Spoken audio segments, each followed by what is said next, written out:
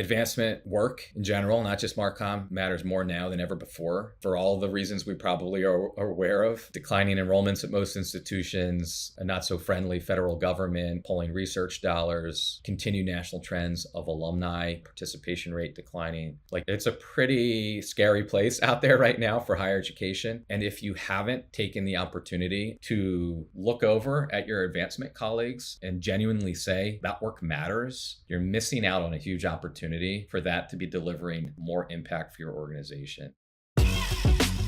Hey, welcome to the Higher Ed Storytelling University podcast, a show where we bring together MarCom leaders from both inside and outside higher ed to give you fresh perspectives on successful organic content creation and strategy in higher education. My name is John Azoni. I'm the founder at Unveiled, a video production company working specifically with colleges on their storytelling and commercial video content. You can learn more about our work at unveiled.tv. That's UNVEILD. And if creating content that resonates emotionally with your audience is a priority for you, then you need to be subscribed to the Higher Ed Storytellers Digest. It's my weekly newsletter where we cover a lot of ground about content creation and strategy in higher ed. So sign up for that for free at unveiled.tv/newsletter. All right, let's get on with the show.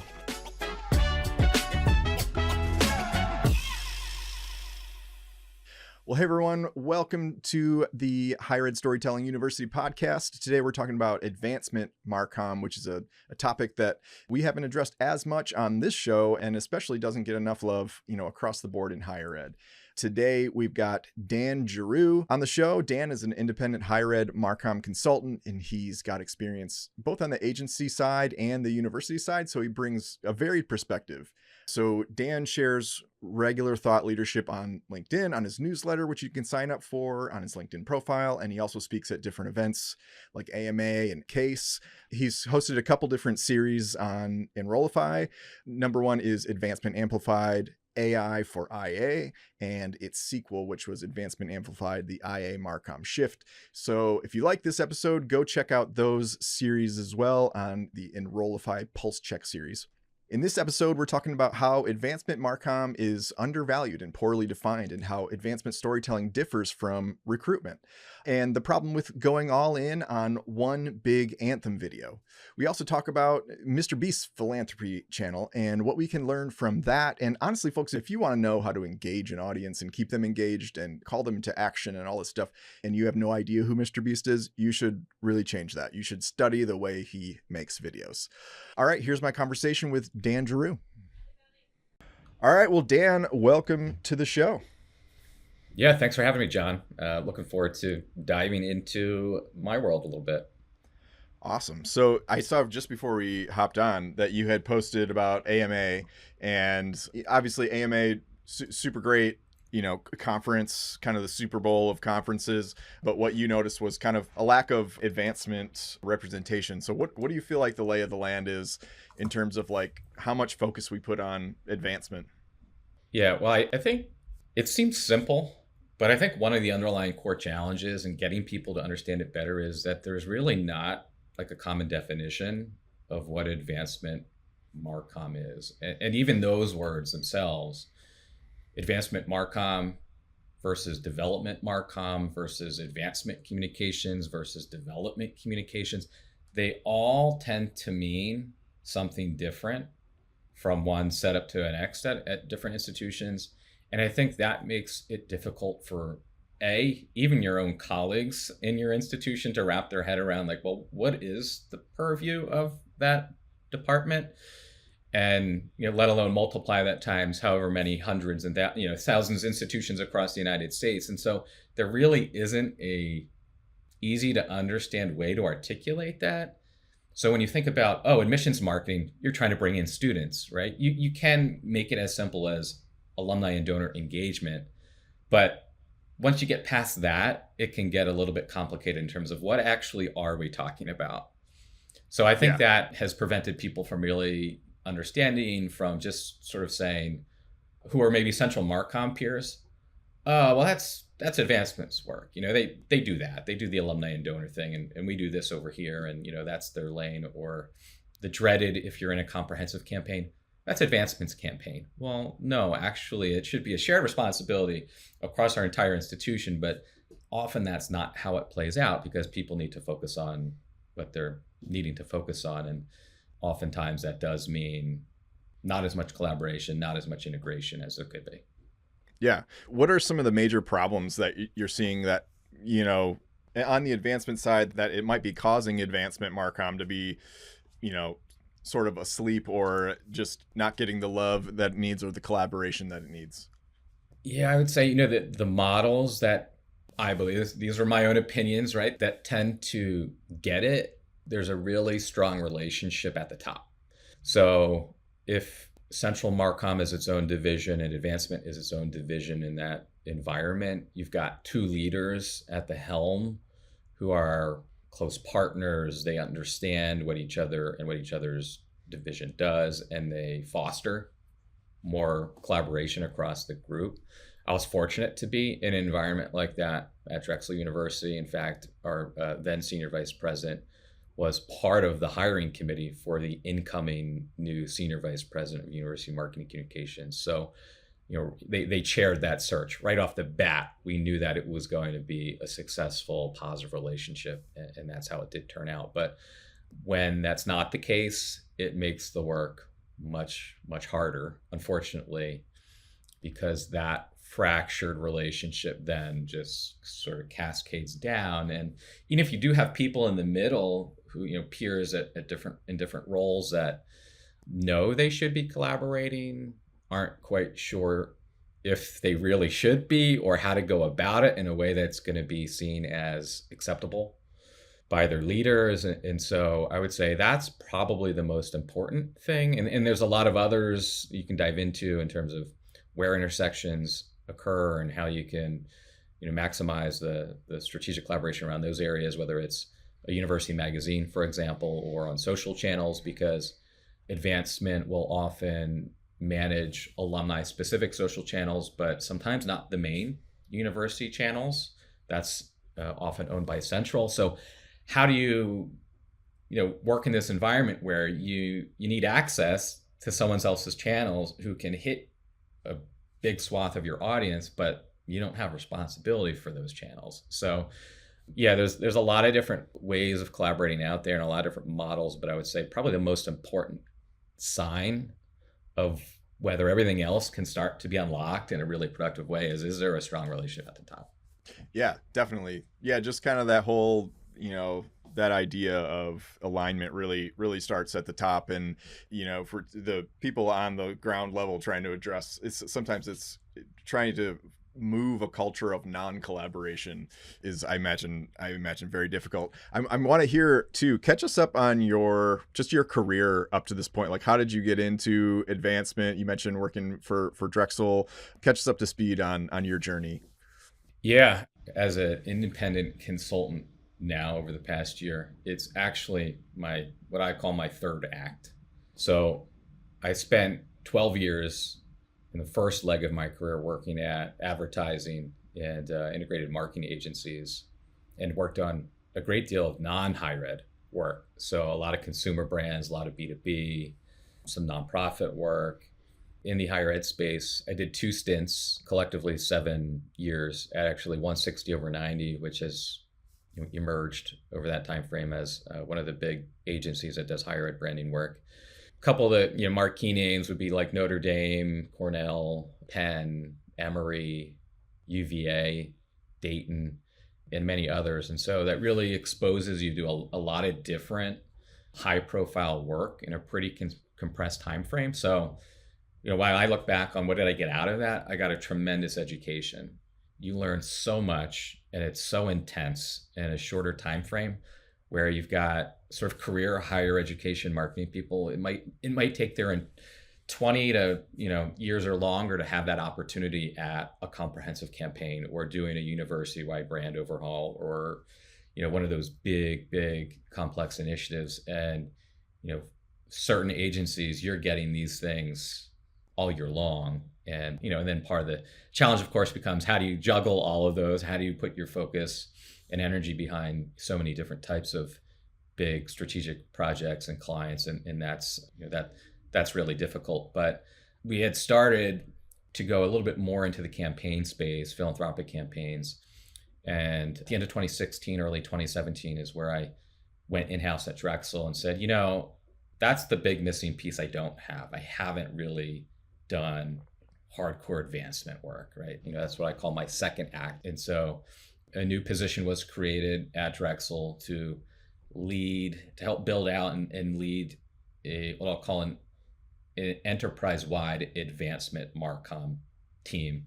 So they had taken people that had marketing and communication related roles and responsibilities. You might have sat in the annual giving team, you might have been in alumni relations, you might have been in the advancement IT space, but you were enough of a developer that you could become the developer in the advancement MarCom. And so they sort of cobbled this group together and said, okay, we need to hire a new leader that knows what to do with this. And in parallel to that, at that point, they had the board of trustees at Drexel had twice deferred the approving a launch timeframe for their comprehensive campaign. So when I was interviewing and when I started, it was, okay, go. So I had to make sense of this team. At the same time, I had to figure out, how do I nimbly architect a campaign narrative platform, for a $750 million effort. And I would say, if I didn't come out of the agency space and I didn't know how to move quick and navigate the internal and external partnerships as well, and lean on personal relationships with freelance creative directors, boutique design firms, boutique website, all of this, it would not have been possible. So I really thrived in that because it was such a complex challenge, and those are the ones that light me up the most, that it was really rewarding. But as the campaign concluded in mid-2022, I had wrapped up my MBA at Drexel, so I was taking advantage of that benefit.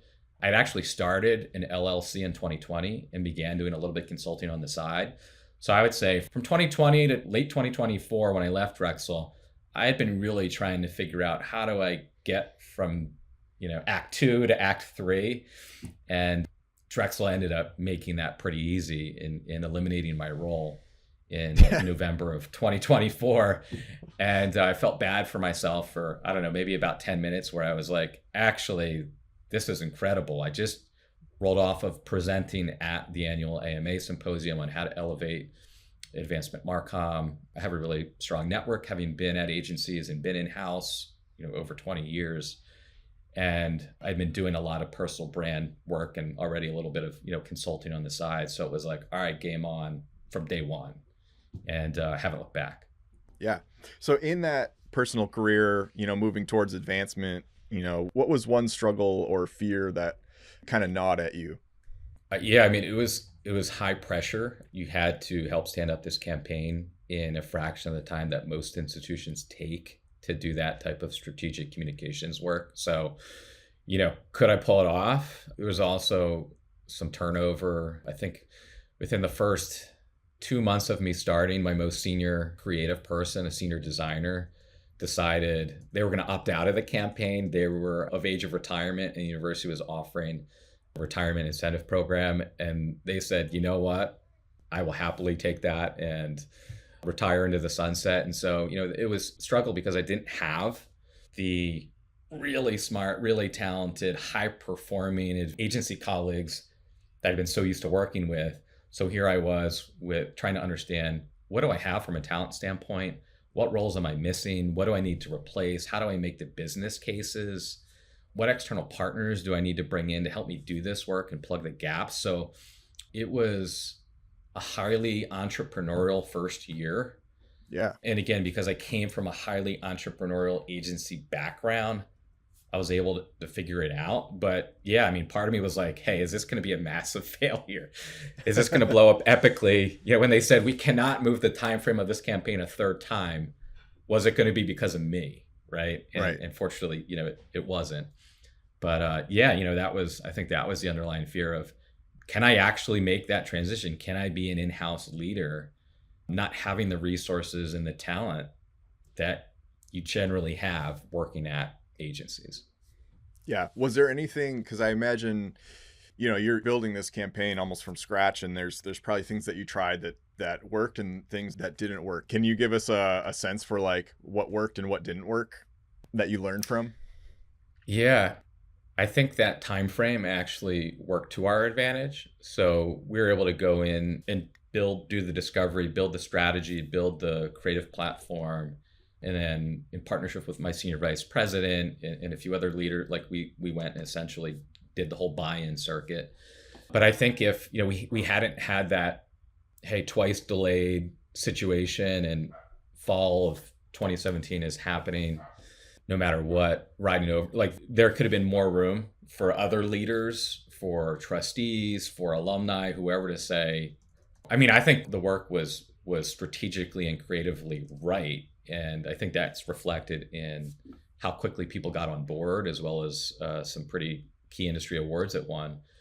But yeah, that I would say time can be a double-edged sword. It can work against you and it can work for you. And I think it did both in that situation.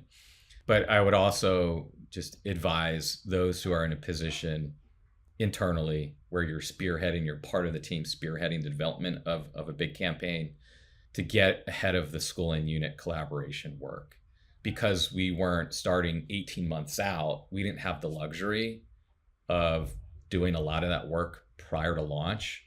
We had to just get to launch, and then we spent the next 12 or probably really closer to 18, 24 months then trying to get all the different schools and units. And Drexel had, at the time, about 15, get them activated. So how do you get their respective giving pages on the school website to mirror messaging and storytelling and that sort of thing?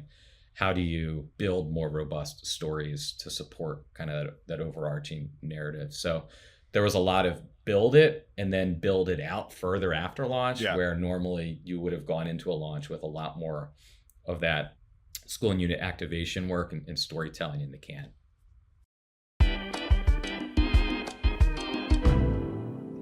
Student and alumni success stories. You want to be doing more videos like this, showcasing outcomes from your student and alumni, but you're not. Why? Well, you probably know it's one of the most effective ways of communicating your school's value to prospective students, according to just about any MarCom leader you ask, or like fancy infographic you look at. But until now, you didn't know that it could be easy. You might have visions of the logistical nightmare of coordinating video shoot after video shoot and managing the firestorm of emails, trying to align everyone's schedules and all that. But what if all you had to do was find the stories to tell and hand them off, and then compelling videos just magically appear in your inbox? Here's how our storytelling subscriptions work. We're going to batch film a year's worth of student alumni stories. Could be faculty stories, any kind of like human story, over the course of a handful of days of production. And then every month, drip out one of those stories, plus a whole package of additional videos repurposed from that month's story to fill your content calendar with across the entire year. When it's all said and done, you're going to have 132 polished, branded videos. And here's the icing on the cake. We're going to give you all of that B-roll and raw interview footage. So you can use that however you want at no additional charge, like, trust me, a lot of other production companies would likely charge you extra for. So learn more at unveiled.tv. And if you want to talk more in detail, you can book a call with me, John, right there on our website. Okay, back to the show.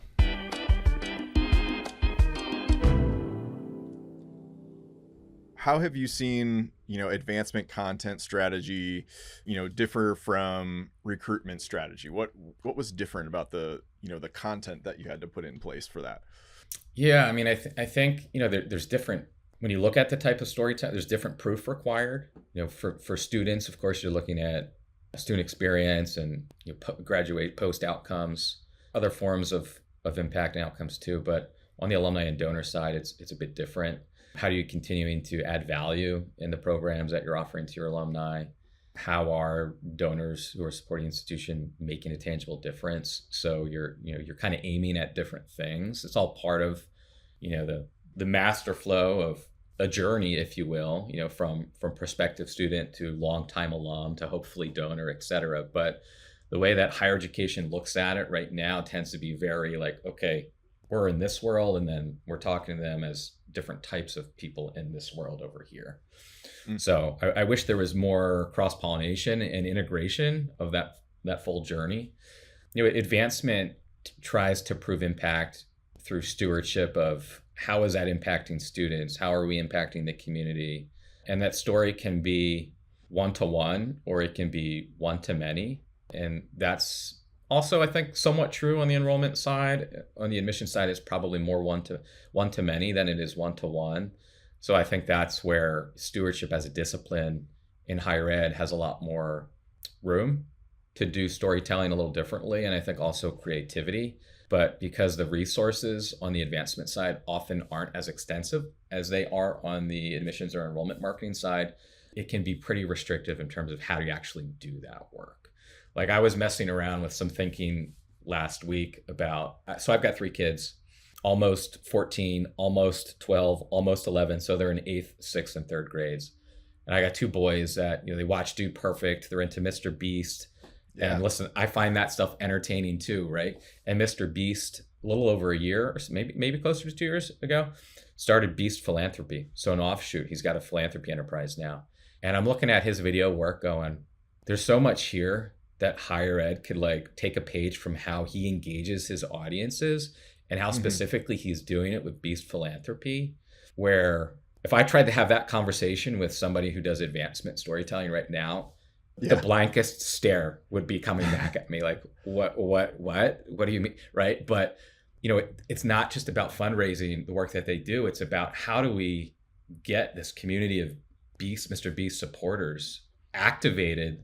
So it's not just me donating food to people that are food insecure, but like I've now just got 10,000 followers to go and do the same in their community, right? Like that's the massive ripple effect that they're trying to produce. And I think, in some cases we had an opportunity to do that kind of work at Drexel, but not really.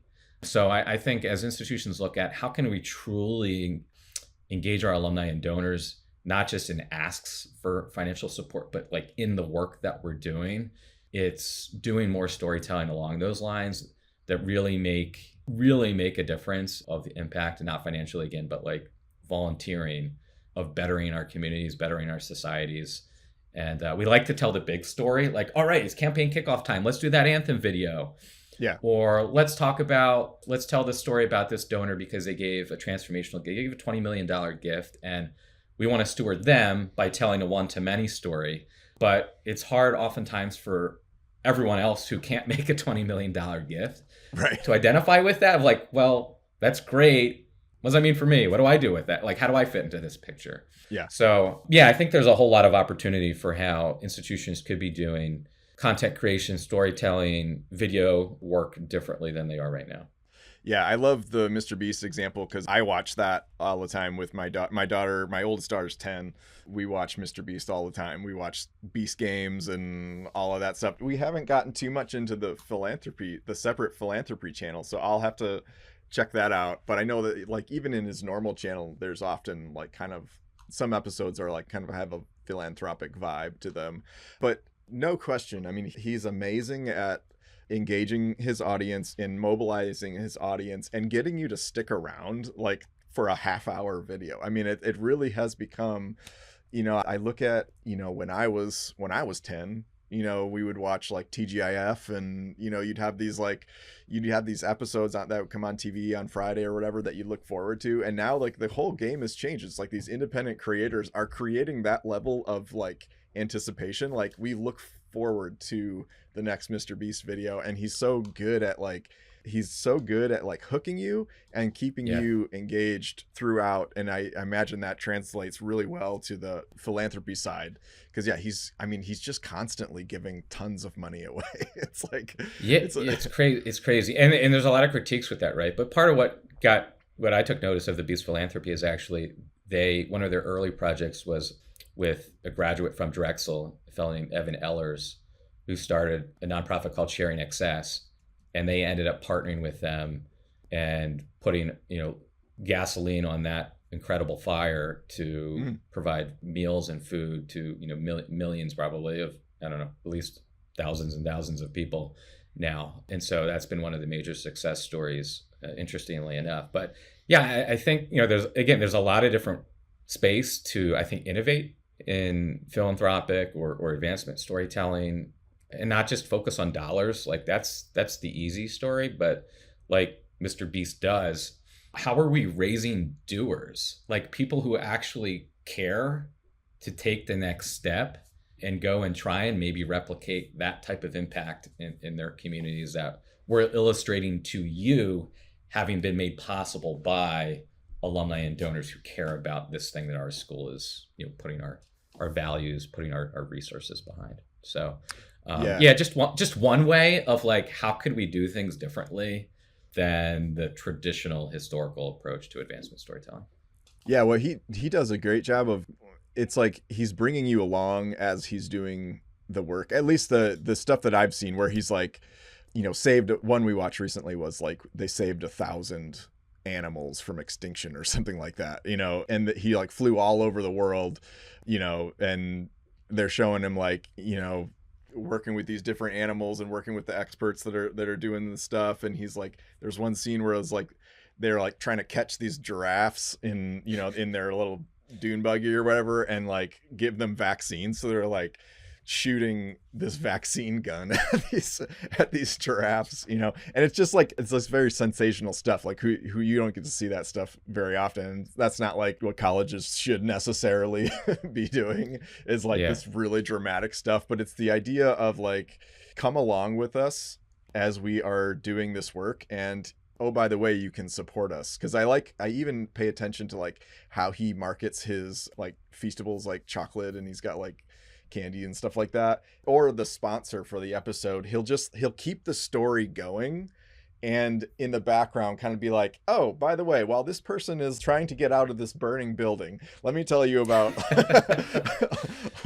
our sustainably sourced chocolate and how we're paying paying fair wages to cacao farmers. No, I mean, like it's every second they know, right? It's attention. And I think, again, bringing it back to higher education, there's so much of, let's just show you the finished, polished story, and not all the stuff that happens. Like, right? It's not always a linear, it's circuitous sometimes. And sometimes there's losses along the way as much as there are wins. And I think that's the stuff that just makes it feel real. So I'm not saying every video or every story should be approached that manner, but have a variety. Don't just do the big anthem videos. Don't just do the one-to-many. Do the one-to-ones.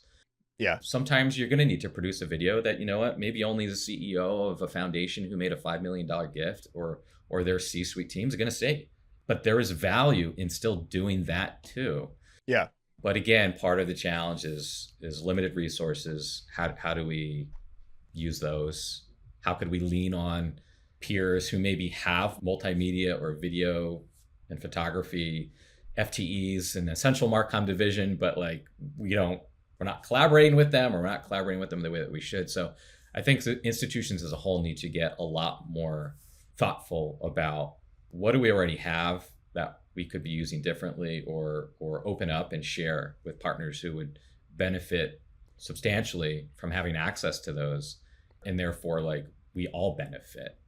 Yeah. If we can raise more money, that only goes back to scholarships and aid and programs and research and all of the things that are core to an institution's mission.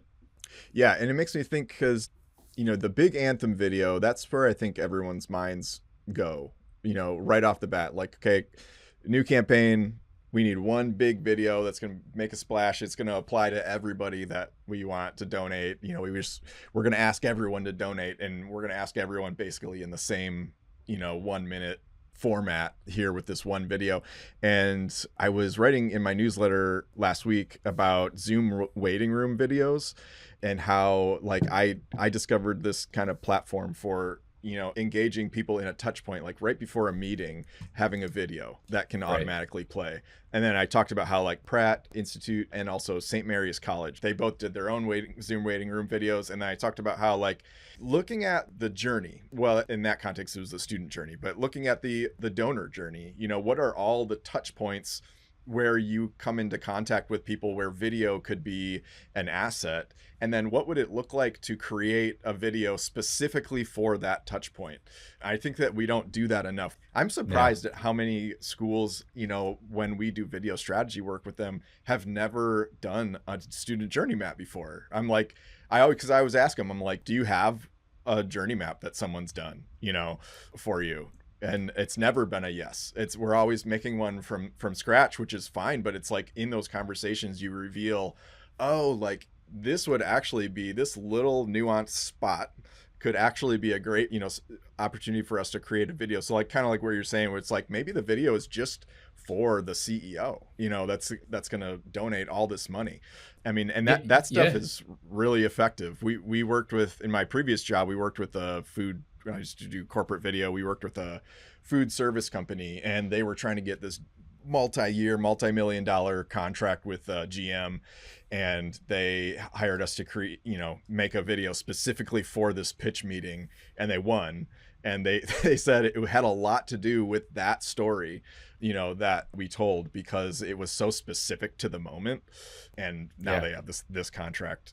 In the advancements, I mean, that kind of hyper-personalization, like we get hyper-personalized messaging as consumers all day long from X, Y, and Z company, right? Or X, Y, down to the X, Y, and Z local store or whatever. So I think there's an expectation that that you should be truly known better by your alma mater, by your institution, or if you're a friend and you're a donor, like they're collecting that data, they should know a thing or two about you. Yet we still send so much non-personalized outreach or, broadcast to everybody instead of finding smarter ways to do segmentation. And back to your anthem video, like, listen, I love anthem video. The right anthem video, it's awesome. It sets the stage, it sends a message. In a campaign kickoff type environment, I would say don't make the ask in the video. But like, there's lots of other places and ways to do storytelling, and it shouldn't be this, hey, every 5 years we have an opportunity to make a video, at a certain professionalized production level. And and this is like, do it ongoingly. Maybe you invest, you make the case to get the resources and do one big shoot in the upfront, and you're building your library, but then keep doing that work over the length of a campaign, because after that launch, it's the storytelling, it's the content, it's the celebrations. Like, that's the type of stuff that is going to keep people engaged and caring about what you're doing.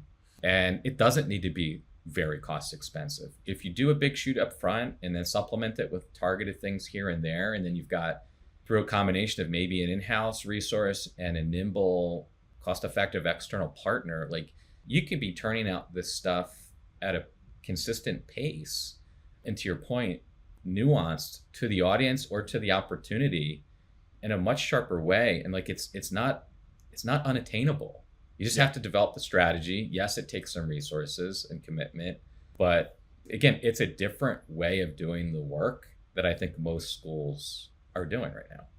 Yeah, it's definitely getting out of that mindset of like one piece of content to rule them all. That's gonna solve all the needs. So when you look at typical donor journey from awareness to giving money, where do you see the main leverage points where content can make a big difference if done right?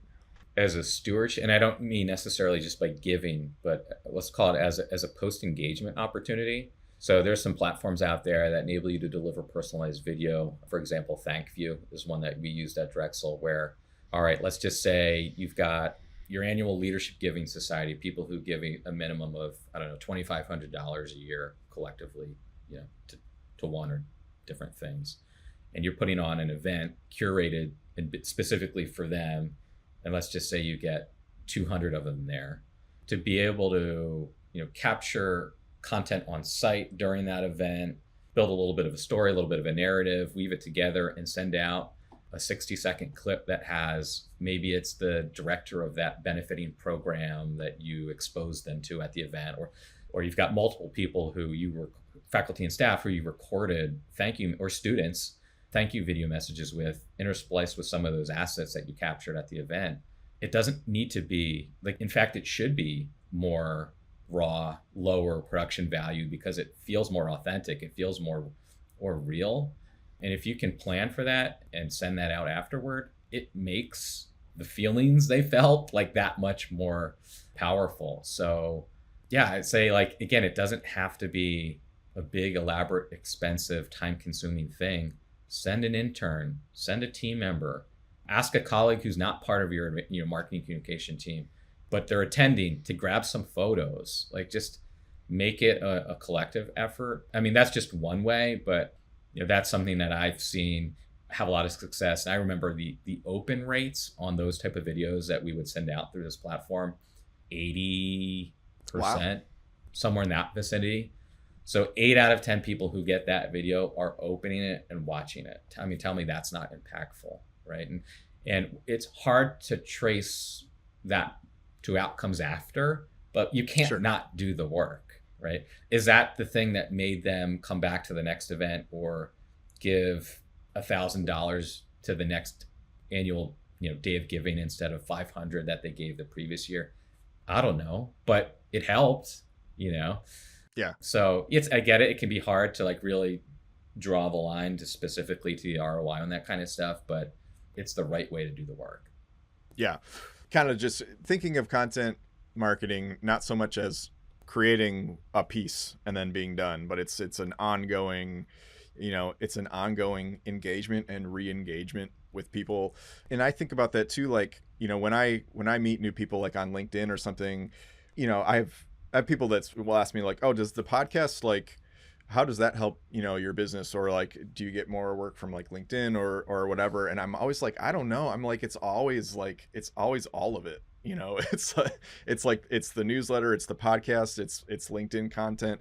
And it's like, it's usually a collection of those before someone actually takes an action, and I end up on a call with somebody. So I really have grown to think that, like, it's not necessarily be everywhere, but it's show up consistently with consistent content, in more than one place. And Yeah, I think that it's a great way to look produces at it. more success. If we were to do, and this doesn't have to be video, if you're, advising on like what makes a great donor impact story, what makes that feel authentic? You mentioned it could be lo-fi, like, have an intern film it or something like that. That could be one lever to pull. But what would be like the levers to pull for, how do you just define authenticity, in that donor impact story scenario? Yeah, I think to the level of detail that you can be as specific as possible. I'm thinking of the tradition at Drexel. Drexel alumni have been doing, it's called the Turkey Project, for over 50 years. And it's sort of one of the big signature alumni engagement opportunities every year. And to be able to show how families in the Philadelphia region are benefiting from these holiday meals that alumni, faculty, staff, parents, et cetera, are donating to make possible. And of course, there's a lot of sensitivity to capturing or showcasing the people on the other end of that. But I'd say being as specific of tracking the impact and also respectful in how you do that storytelling. A la the example I just gave, the recipients of those meals might not be comfortable being on film or being on For camera, sure. but can you capture what we would call the distribution day, where all those turkeys and meals that were made possible are being delivered, and you've got a community of internal supporters doing the work to take them off the trucks and package them up. And so yeah, be specific, be respectful. You don't want to spotlight deficits as part of that. Clearly, I think you want to try and position the strengths of a program or gift, make it as relatable as possible. Part of the storytelling is, again, going back to the example I gave much earlier of, we got a $20 million gift. We want to make sure we're spotlighting that donor or organization. You want to illustrate desirable behavior. So what can you take from, why did they make that gift? What does it mean to them? They could have given that money to a variety of other places, and maybe they do give money to a variety of other places, but like, what was it about this specific opportunity that called to them? And then how do you take those insights, those messages, and try and make it relevant to your 180,000 plus living alumni base, right? It's like, there's the MrBeast multiplier effect. It's like, we want you to learn something from this so that hopefully it will inspire you to do something else that's good, whatever that good action might be. And I think sometimes the storytelling focuses too much on trying to steward that one big gift donor as opposed to actually doing that other work I just mentioned. Yeah, for sure. And I think getting specific is huge. I think that solves a lot of problems, for authenticity and just relatability and emotional connection. I think those three, I would say, can be solved a lot by just getting specific about what you're doing, because you're moving from these like vague platitudes of, these are our values, this is our mission, this is what we, all this stuff, to like taking us behind the scenes and actually bringing us along and showing us specific moments, telling us specific stories, that all that stuff I just feel like lends itself so much more to authenticity. Because when you have this sort of scripted anthem video that's clearly scripted, and you've got the poetic voiceover and stuff like that, like that's fine, but like just because you shot that of real students or real alumni, for example, that's not necessarily checking that authenticity box. It's like, you've clearly scripted this thing, people can kind of see through that. So I really think that getting specific is such great advice that just solves a lot of problems in the content game. Yeah, and in that, like, be willing to take some risks. I think institutions are so risk adverse. There are some people that have really strategic ideas. They the risk is calculated, right? Like they're trying to mitigate what could happen if you try a different approach, but try different approaches, see what works. I think there is such a like, hey, we've got to operate within this box, and if we don't, like, we're not doing the thing that, I don't know, just try it. Give a GoPro to a student, like do alumni takeovers on social media, like be more willing to try new things and see what works. And again, it's not like, okay, now we've got to do this one thing and that's the only thing we're going to do. It's, to your point, it's all like, let's have 7 or 8 different ways in which we do storytelling and engage people. Let's not just put all our eggs in that one anthem video basket or the big transformational gift story basket. Right. For sure. Are there any schools that are doing advancement content really well? It doesn't have to just be video. I was going to say, does it have to be video? I put a post out on LinkedIn the other week. I've been tracking on NC State for a handful of years. I think the work that they did in developing a brand narrative and image campaign, and how they connected that to what became their comprehensive campaign, Think and Do, and this has since concluded, was really smart. And they carried that through all their different channels and content in strong fashion, and they're still out there doing really interesting things. And it seems tactically maybe obvious, but you'd be surprised how many schools don't have an alumni newsletter on LinkedIn. NC State does, and they curate. It doesn't require, I would imagine, it doesn't require a tremendous amount of additional effort, but how are you taking content that either your central MarCom division or your advancement, some combination of relevant stuff for alumni, package it together, make it look, professional. You've got built-in distribution. How many channels can you say that about, right? Now, there's always that bit of a challenge of, okay, is it the alumni channel that you're pushing, to what may be like 18 or 20,000 people that are subscribing and following you, or the main university LinkedIn page, which I don't know what the numbers are these days, but a year or two at Drexel, a year or two ago, it was over 120,000 followers, and the vast majority of those are alumni, not all of them. So you probably want to be conscious that it's alumni and friends, people who are some level of supportive about your institution. But why wouldn't you be doing that?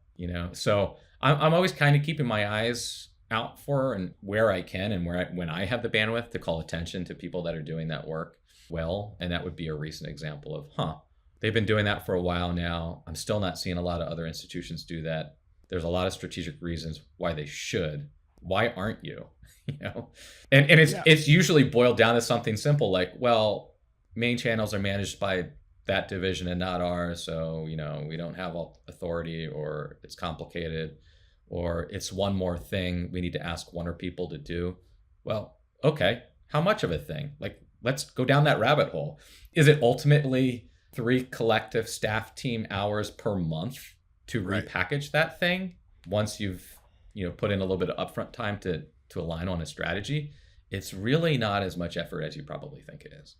Yeah, I actually started doing that with blog posts, and I'd write a lot of times, like, my newsletter, and idea starts in the newsletter, gets kind of unpacked a little further in a blog post, and then I started having, like, I have an executive, like a virtual assistant on Upwork, I pay her $15 an hour, and she took 30 minutes to show her how to repackage that blog post to a LinkedIn article, and just press play, and she'll just go check like every few weeks, is there a new blog article, and then she'll go boom, boom, boom, and then she'll be like, all right, there's a new draft, on LinkedIn for you. I mean, it's just like easy stuff that, shouldn't necessarily be like the director level person, doing all that. But like, if you can systematize things like that are going to have big impact, I think figuring out how you can just systematize distribution is hugely impactful. It doesn't always have to be, hugely expensive, or even doesn't have to bog down the internal team at all. In advancement, and that's very much the case in advancement. You, for the most part, your constituents. Hopefully, you have their records in your database, and so it's a matter of, obviously, ongoingly, you want to maintain the quality of that data. Alumni move around, change jobs, physical addresses, email addresses, that sort of thing. But you've got their contact information. When you can supplement that with maybe university marketing communication managed channels like Main Social or magazine, if they happen to own the magazine as opposed to advancement, it lives in different places and different institutions. But it's just how do you collaborate? How do you integrate? How do you have those systems so that you can do the work efficiently? One of the things that really rattles my brain is there's a strong hesitancy to be using, I think, more freelancers or boutique external, comms partners. Like, part of an institution's advancement work is a volume game. Mm-hmm. Don't put that volume all on your internal resources, who also need to do the strategic work in addition to the right kind of execution. Like, you've got to find that right balance. And I think it's so easy just to say, we can't, they got to do it all. When the reality is, using your personal example, what's the corollary to finding an executive assistant that you can pay a little bit of money to on an hourly basis to do this routine thing that doesn't require a great deal of strategy? You show them how to do it, and all of a sudden you freed up your senior writer, or if it's visual work, it's a junior graphic designer instead of your creative director who's having to version out little things for an annual appeal that's probably only going to raise $2,000. Like, yeah, put the right work where it belongs, and as part of your staffing model, have dollars set aside for reoccurring lower level volume based work that you can offload to people that you train up and you trust, and they can extend your bench and be part of the team. Absolutely. All right, so wrapping up here, a lot of advancement teams, at least that I've come across, is usually like one person, that's kind of managing a lot of it, or a very small team. And then I think, creating the idea of creating ongoing content for a very small team that maybe is budget strapped is very daunting. What would be your tips for this sort of small team, or one person does it all team, to kind of start to take steps in these directions of having more success with content creation and volume? Yeah. I mean, God bless the one person scenario. I mean, it sounds like a pathway to burnout. Hopefully most people aren't in that situation, but it's really important to be clear on what your scope of work is. So how do you prioritize, ensure that you're saying yes, if you even have the ability to say yes. Many don't have the ability to say yes and no. So having a really clear charge from your leadership team of, okay, what are my priorities? What should I be focusing maybe 80% of my time on? And then where do I have the 20% of more sort of discretionary, whether that's exploring, or revisiting past work to see what we could be doing differently, or exploring new and innovative approaches. You got to make space for how do we create or recreate things that are going to be more effective. Having a stable of freelancers or independent contractors, that you can economically call upon to help expand your team, that would be another idea. Showing the ROI of work. So I did, in my role when I was executive director and then assistant vice president of advancement communications and stewardship, a lot of what I did was make business cases. We need an FTE to do this. Here's why. Here's what the potential for return on that could be. Or we'd like to invest in video storytelling. We want to do 5 videos It's going to be expensive, $50,000. We'll have to go through an RFP, but like we're going to use it in this way over the next couple of years. And this is going to be our primary tranche of video storytelling work for, the next 3 years of this campaign. So being really smart about, the things that you choose to fight for and building business cases, because that's ultimately what like senior vice presidents of advancement or vice chancellors are looking at is I've got a finite amount of resources. You're asking me to put it here. I've got 25 other department heads asking me to put it there, and there. So, which are the right ones? So you got to always make sure that you're making the case from a business standpoint as clear and convincing as possible. And you're not always going to get that yes, right? So then what do you do instead? Or if we need to choose between priorities, being unafraid to have that conversation with your leadership team or colleagues to say, I'm only one person, or we're only 3 or 5 people. Here are the things that leadership has asked us to focus on. Your request falls outside that, but we can still brainstorm with you. We can facilitate an introduction where you can do that work with an independent contractor we've already vetted who we work with. So we trust them, you can trust them. I think there's an entrepreneuriality that you have to approach and not be defeated when you get that no. It's like, okay, what's plan B? Okay, what's plan C? At some point you need to lay it down, but it's real easy to be discouraged. And I think, you would find in many of those cases, there's probably another approach still. Yeah. Awesome. Dan, this has been a great conversation. What's one final, put a bow on it for us? What's one final thought that you want to leave our audience with that kind of sums up your point of view on advancement MarCom? Yeah. Advancement work in general, not just MarCom, matters more now than ever before for all the reasons we probably are aware of. Declining enrollments at most institutions, a not so friendly federal government pulling research dollars, continued national trends of alumni giving the alumni participation rate declining. Like it's a pretty scary place out there right now for higher education. And if you haven't taken the opportunity, and I guess I'm really talking to leaders here, if you haven't taken the opportunity, maybe from a central MarCom point of view, to look over at your advancement colleagues and genuinely say, that work matters. How do we partner with them to do it more effectively to raise all boats? Or if you're an advancement leader and you're treating your advancement MarCom or advancement comms or development comms, whatever it might be labeled and charged with, you're treating that team as more of a tactical, like back of the house service provider, you're missing out on a huge opportunity for that to be delivering more impact for your organization. So if you haven't looked at it, make 2026 calendar year, not fiscal year. So don't wait until the summer, but sometimes you got to wait for budgets. But the sooner you get at that work of trying to figure out how do we make this advancement MarCom function more strategic, more impactful, more nimble, more tied to ROI, the better your organization is going to be. So don't wait, get at it. All right. I love that. That's a great final thought for us. So where can people find you and connect with you, Dan? Yeah, it's LinkedIn.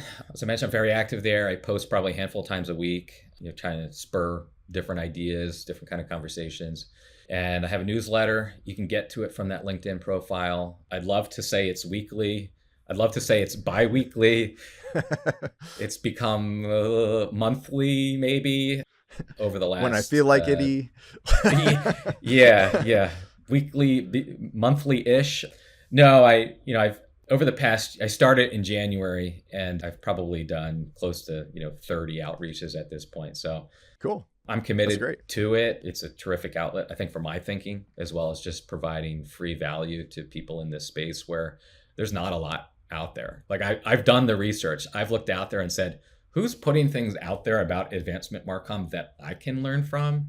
And there's not a lot. So that's why I do the podcast. That's why I do the newsletter. That's why I'm acting, stirring trouble up on LinkedIn. I've got an article, a research article coming out in the Journal of Education, Advancement, and Marketing sometime soon. So these resources will begin to exist for people in advancement where right now there's just not a lot of it. Maybe you get it at a conference, but it's only part of it. It's not the whole thing. So yeah, look for me in all those places and hopefully you'll find some value. Sounds good, man. Thanks for being here. All right, John, thanks for having me.